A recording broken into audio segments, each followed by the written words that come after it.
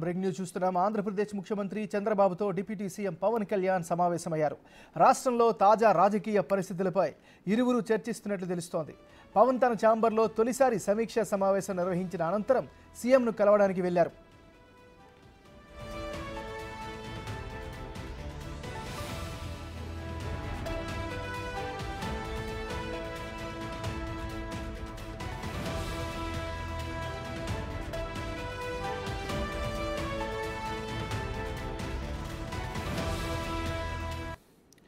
AP CM చంద్రబాబుతో deputy CM Pawan Kalyan సమావేశమయ్యారు. రాష్ట్రంలో తాజా రాజకీయ పరిస్థితులపై ఇరువురు చర్చిస్తున్నట్లు తెలుస్తోంది.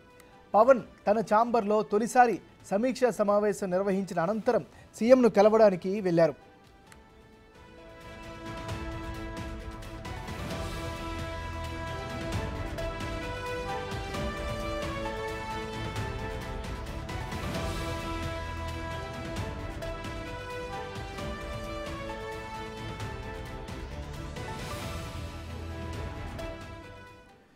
ఏపీ సీఎం చంద్రబాబుతో డిప్యూటీ సీఎం పవన్ కళ్యాణ్ సమావేశమయ్యారు. ఈ సమావేశానికి సంబంధించి మరింత తాజా సమాచారాన్ని విజయవాడ నుంచి మా రిపోర్టర్ మల్లికార్జున్ లైవ్లో అందిస్తారు.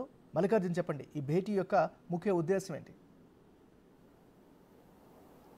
నాగరాజ్ మొదటిసారి తన ఛాంబర్ కేటాయించిన తర్వాత ఆ రెన్యువేషన్లకు సంబంధించి సచివాలయం తన కేటాయించిన బ్లాక్లో ఏదైతే రెండో బ్లాక్లో ఉందో తన ఛాంబరు చూసుకోవటం, తర్వాత అతని డిపార్ట్మెంట్కు సంబంధించి అటవీ శాఖకు సంబంధించిన రివ్యూను కూడా నిర్వహించుకున్నారు పవన్ కళ్యాణ్ డిప్యూటీ సీఎం. ఆయన నిర్వహించుకున్న తర్వాత ముఖ్యమంత్రి చంద్రబాబు ఏదైతే బ్లాక్ 1లో ఉంటారో అక్కడికి పవన్ కళ్యాణ్ వెళ్ళటం జరిగింది. వారిద్దరి మధ్య కూడా 40 నిమిషాల సమయం పాటు కూడా భేటీ అనేది జరగడం జరిగింది. ప్రధానంగా తాజా రాజకీయ పరిస్థితులు, రాష్ట్రంలో జరుగుతున్న తాజా రాజకీయ పరిస్థితులపై కూడా సుదీర్ఘంగా చర్చించినట్టు కూడా తెలుస్తూ ఉంది. అంతేకాకుండా ఇప్పటికే ఏదైతే నామినేటెడ్ పదవులకు సంబంధించి ఒక కసరత్తు కూడా ముఖ్యమంత్రి చంద్రబాబుతో పాటు పవన్ కళ్యాణ్ కూడా చేస్తున్న పరిస్థితి కూడా కనిపించింది. ఈ నేపథ్యంలోనే పార్టీలకు సంబంధించి రేషియోను కూడా ఇప్పటికే ప్రకటించడం జరిగింది. టీడీపీ పోటీ చేసిన స్థానాలు ఏవైతే ఉన్నాయో, గెలుపొందిన స్థానాలుగా ఉన్నాయో ఆ స్థానాల్లో కూడా జనసేనకు బీజేపీకి కూడా ఆ నియోజకవర్గాల్లో నామినేటెడ్ పదవులు ఇవ్వాలని కూడా నిర్ణయం తీసుకోవడం జరిగింది.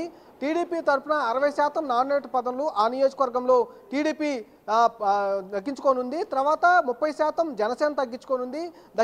దాని తర్వాత 10% బీజేపీ దక్కించుకోనుంది. ఇట్లాగా 3 పార్టీలకు సంబంధించి జనసేన పోటీ చేసి గెలుపొందిన స్థానాల్లో మాత్రం జనసేనకు 60%, టీడీపీకి 30%, బీజేపీకి 10%, అలాగే బీజేపీ గెలుపొందిన స్థానాల్లో బీజేపీకి 60%, అట్లా జనసేనకు 10%, మళ్ళీ టీడీపీకి 30%, ఇలా రేషియోని పంచుకోవడం జరిగింది. దీనిపైన కూడా సుదీర్ఘంగా ఇరువురి మధ్య చర్చ జరిగినట్టు కూడా తెలుస్తూ ఉంది. నామినేటెడ్ పదవులకు సంబంధించిన అంశాలపైన కూడా సుదీర్ఘంగా చర్చ జరగడంతో పాటు తాజా రాజకీయ పరిస్థితులకు సంబంధించి దాదాపుగా 40 నిమిషాల మధ్య కూడా భేటీ అనేది కొనసాగడం జరిగింది. కొద్దిసేపటి క్రితమే భేటీ ముగిసి పవన్ కళ్యాణ్ కూడా ఇక్కడి నుంచి కింద పార్టీ ఆఫీస్కి వెళ్ళిపోవడం కూడా జరిగింది. నాగరాజ్, ఇరు పార్టీల కార్యకర్తలు కానీ లీడర్స్ కానీ వాళ్ళ వెర్షన్ ఏంటి మరి?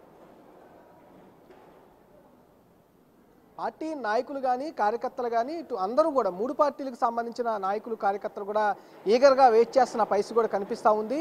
నామినేట్ పదవులకు సంబంధించి ఈగర్గా వెయిట్ చేస్తూ ఉన్నారు. అన్ని పార్టీలకు సంబంధించి పార్టీల్లో ఎవరైతే క్రియాశీలకంగా పనిచేసిన కార్యకర్తలు నాయకులకు కూడా అన్యాయం చేయమంటూ కూడా ఇటు 3 పార్టీ నేతలు కూడా ఇప్పటికే చెప్పడం జరిగింది. కంపల్సరిగా నాయకులు కార్యకర్తలు అందరినీ మేము ఎవరైతే పనిచేశారో వాళ్ళకు సంబంధించిన డేటా మా దగ్గర ఉంది.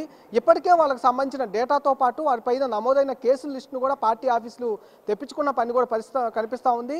మరో కొన్ని రోజుల్లో కూడా నామినేట్ పదవుల్ని భర్తీ చేస్తామని ఇప్పటికే చంద్రబాబు కానీ పవన్ కళ్యాణ్ కానీ ప్రకటించడం జరిగింది. ఈ నేపథ్యంలోనే ఈగర్గా అయితే టీడీపీ నాయకులు కానీ ఇటు జనసేన నాయకులు కానీ అలాగే బీజేపీ నాయకులు కానీ నామినేటెడ్ పదవులపై కూడా ఎదురు చూస్తున్న పరిస్థితి కూడా కనిపిస్తూ ఉంది. నాగరాజ్.